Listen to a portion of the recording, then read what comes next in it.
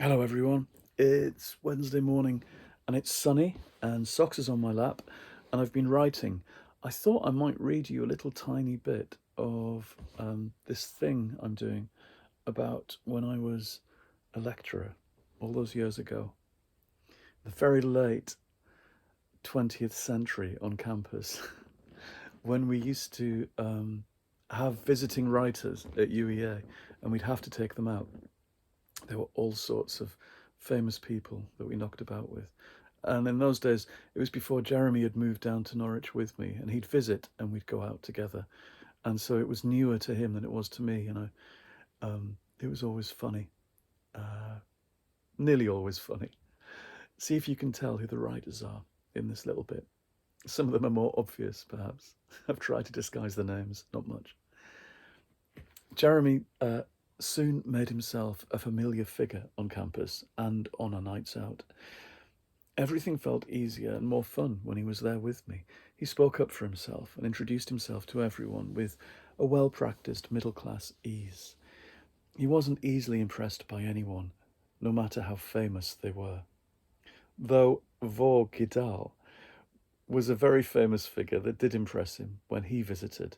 He was an elderly, legendary American writer living now in Italy. As Laura had told us, Vor now knocked about with crowned heads of state, ailing princesses, and exiled film stars. He had known absolutely everyone worth knowing in the whole of the 20th century.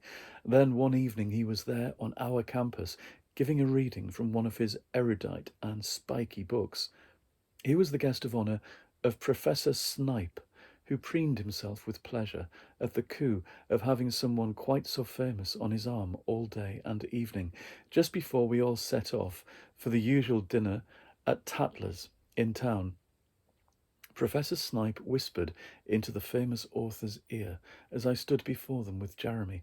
I felt like we were about to meet the Pope, or more likely, the Godfather. There was just a touch of the decrepit Marlon Brando about the stooped old man and his famously deadly wit. "This is Paul," said Professor Snipe. "He's a writer. He teaches here at UEA, and this is his partner, Jeremy."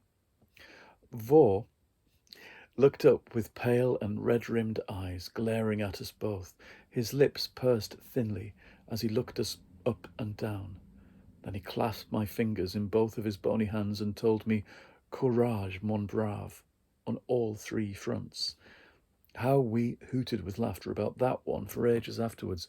I never needed to have another word with Vor Gidal.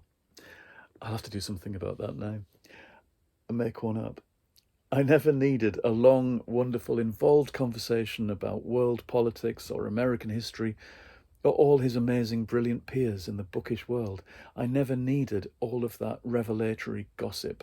Just a handful of words were enough for me. A brilliant, hilarious moment. He looked us both up and down, lingering on Jeremy in both a hypercritical and salacious fashion, and told me I'd be needing all the courage and luck that I could get. Jeremy was starting to enjoy these nights out with writers I knew, even despite himself and his own better instincts. He knew that most of them were a bunch of spoiled show-offs and drunken blowhards, but some of them he became fond of, and some of them he was fascinated by, just as fascinated as I was to see them at work being crazy and amazing, and sometimes brilliant. I remember us being round Laura's house for lunch one day, and she had Dorothy Messing around. This tiny old lady, like a babushka, with her hair in a bun. She reminded me of my little Nana Grand, who'd been 80 when I knew her as a child up in South Shields and living by the docks on Fowler Street. This revered world-famous novelist seemed just like her, greeting us at lunchtime from the corner of Laura's dining room. There wasn't quite enough space for us to get round the dropped leaves of the old table, and it needed pulling away from the wall. Laura had no body strength, of course, and Reginald was busy, sleeves rolled up, in the steamy kitchen preparing our food. Jeremy and I dithered somewhat, trying to find a way to unobtrusively shunt the table a few centimetres clear of the wall so we could sit down. To our amazement, Dorothy Messing stood up, She wasn't even 4.5 feet tall and squared her tiny shoulders. She hunched up and put her hands on the table and shoved with all of her might. It gave way to her and made just enough space for both of us tall, strong, astonished boys to sit down either side of her. She sat back down with a shrug, and Laura let out a sharp laugh that turned inevitably into a cough. "You're very strong," Jeremy told Dorothy Messing. "One has to be," she told him, "in this life." Everywhere we went, these nuggets of wisdom embedded in hilarious and telling moments. Sometimes they were trite, sometimes they were wonderful, and often they were completely unexpected. We sat in the back of Reginald's car, crammed together with Mildred Park and her frowsty personal assistant, Della. I don't know how we managed to fit all four of us onto the back seat, but the two old women were absolutely tiny. Reginald was pissed on red wine, and he'd managed to take a wrong turning into town. Now we were thundering down the pedestrianised precinct. Laura was yelling at him from the passenger seat. "Reg, you fucked it up. You're driving through the town centre, you fucking clot. You'll have the fucking police after us." Laura, I should explain, is one of the academics, somewhat older than me, a kind of very professorial presence, and a feminist expert and a great friend at this point in time. Just a couple of years before she died, actually. The car was veering wildly from side to side as Reg tried to keep his eyes on the pavement. We went screeching round the corner of the marketplace and took a left at Jarrell's department store. Screeching again, I'll change that, in the direction of Tombland. "He's going to kill us all," Jeremy said, in a very calm voice. Meanwhile, next to me, the tiny and venerable Scottish novelist Mildred Park was chattering away in a very distracted fashion. It was as if the insane swerving and jolting of the car was nothing new to her, and all the shouting was going on, barely impinged upon her senses. As far as I could make out, she was airing a whole lot of grievances. "Yes, I shall have it out with her at the first opportunity, perhaps over supper this evening, but I have it on good authority that your precious Laura Noble here has been telling everyone that in my dotage I've turned into a lesbian. Me, can you imagine it? She's been running around all of Europe, apparently, going from book festival to book festival, telling them all that Della here is not just my amanuensis, but my lady friend to boot. Well, I never heard anything so ridiculous or downright cheeky.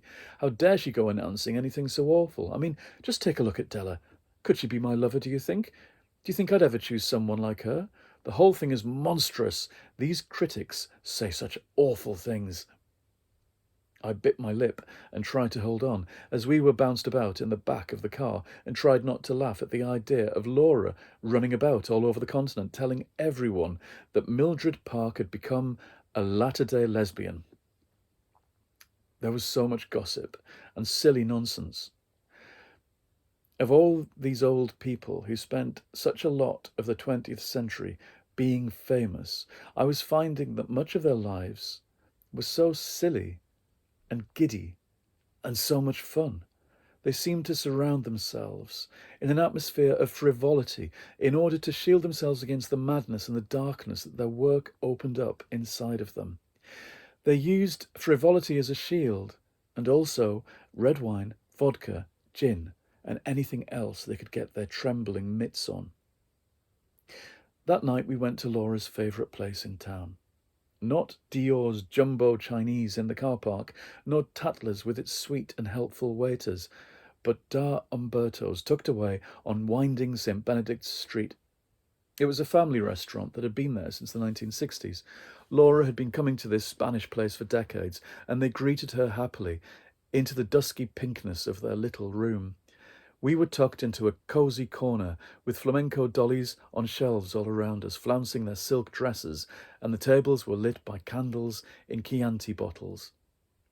Mildred Park glared suspiciously at the straw donkeys and the Spanish holiday memorabilia all around us. She plonked herself down and started arguing with Laura about whether she had turned into a lesbian or not.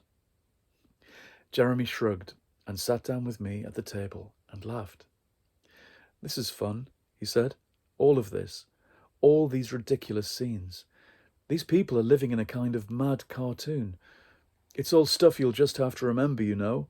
One day, you'll have to write it all down.